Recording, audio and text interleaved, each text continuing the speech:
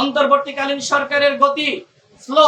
পরিকল্পিতভাবে হত্যার উদ্দেশ্যে অথবা খুন করার উদ্দেশ্যে এই ধরনের ঘটনা ঘটানো হয়েছে। আওয়ামী লীগ পাহাড়ে অশান্তি লাগানোর চক্রান্ত করছে।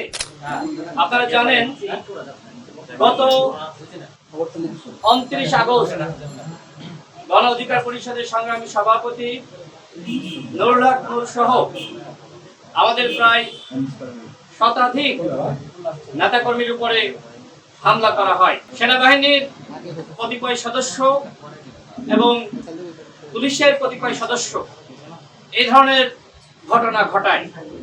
আমাদের কার্যালয়ের সামনে যে ন্যাক্কারজনক হামলা হয়েছে সেই হামলা আপনারা সকলেই প্রত্যক্ষ করেছেন। শুধুমাত্র আমাদের কার্যালয়ের সামনেই নয়, আমাদের এই গণ অধিকার পরিষদের কার্যালয়ের ভিতরে ঢুকে আমাদের নেতৃবৃন্দকে রক্তাক্ত করা হয়েছে।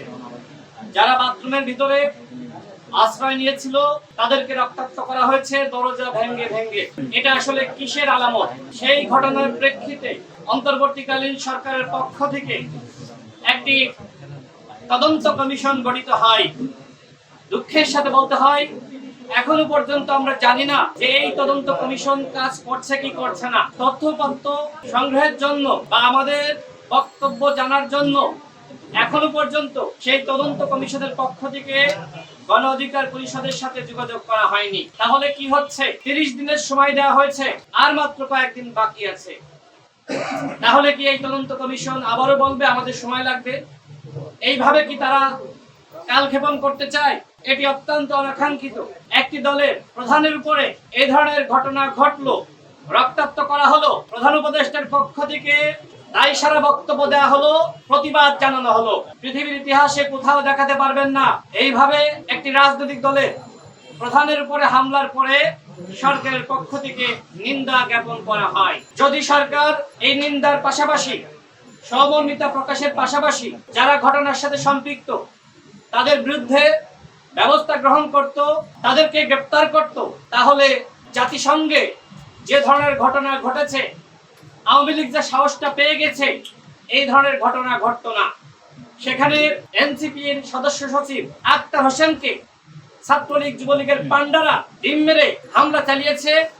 ডাক্তার যারা একজন নারী নেত্রী, তাকে ধর্ষণের হুমকি দিয়েছে। বিএনপি সংগ্রামী মহাসচিব মির্জা ফখরুল ইসলাম আলমগীরকে জুলাই সন্ত্রাস বলা হয়েছে এবং তার সাথে তুইতুকারি করা হয়েছে। এছাড়া যারা সেখানে উপস্থিত ছিল সবার সাথে অত্যন্ত বাজে আচরণ করেছে এই কুলাঙ্গার ছাত্রলীগ আওয়ামী লীগ। কেন এরা সাহস পাচ্ছে?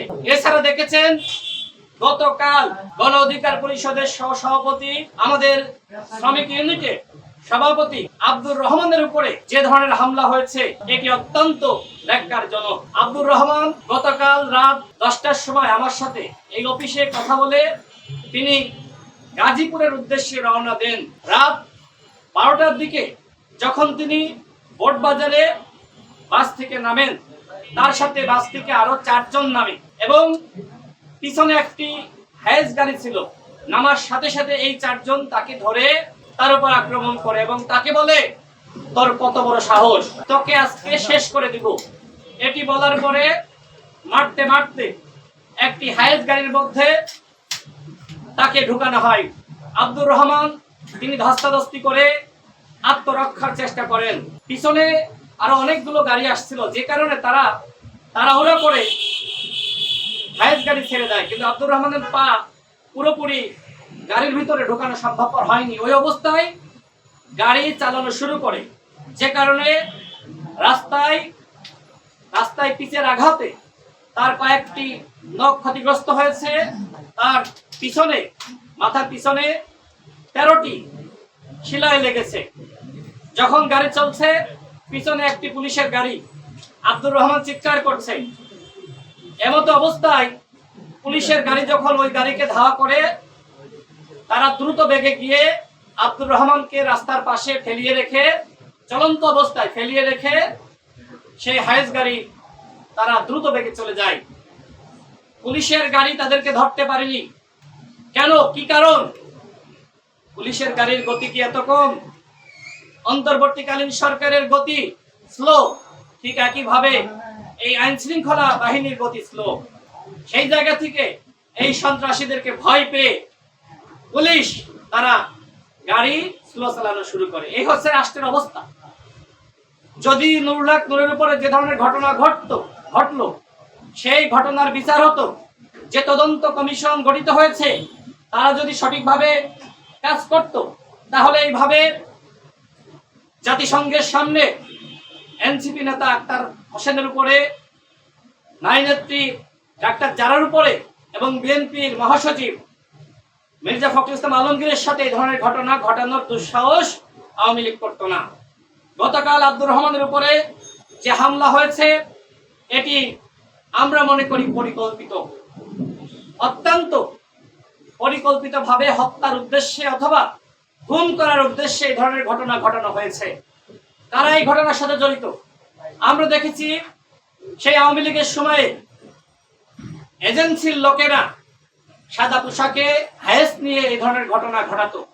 আমরা সন্দেহ পোষণ করছি যে আব্দুর রহমান তাকে মূলত হয়তো এজেন্সির লোকেরা এবং আওয়ামী লীগের যে দুর্বৃত্তায়নের রাজনীতি, সেই আওয়ামী লীগের সন্ত্রাসীরা এজেন্সির সাথে যুক্ত হয়ে একসাথে এই ধরনের ঘটনা ঘটিয়েছে। আপনারা জানেন হাসিনার সময়ে এজেন্সি কিভাবে হাসিনাকে ক্ষমতায় রাখার জন্য কাজ করেছে।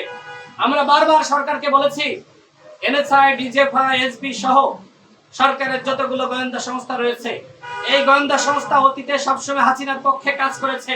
সুতরাং এই গোয়েন্দা সংস্থার যদি আপনারা সংস্কার না করেন, তাহলে এই গোয়েন্দা সংস্থার মধ্যে যে সকল আওয়ামী এজেন্টরা রয়েছে তারা এমন ধরনের ঘটনা ঘটাবে আওয়ামী লীগের সাথে যুক্ত হয়ে আপনারা কিন্তু ক্ষমতায় থাকতে পারবেন না। সরকার আমাদের কথা শোনে নাই।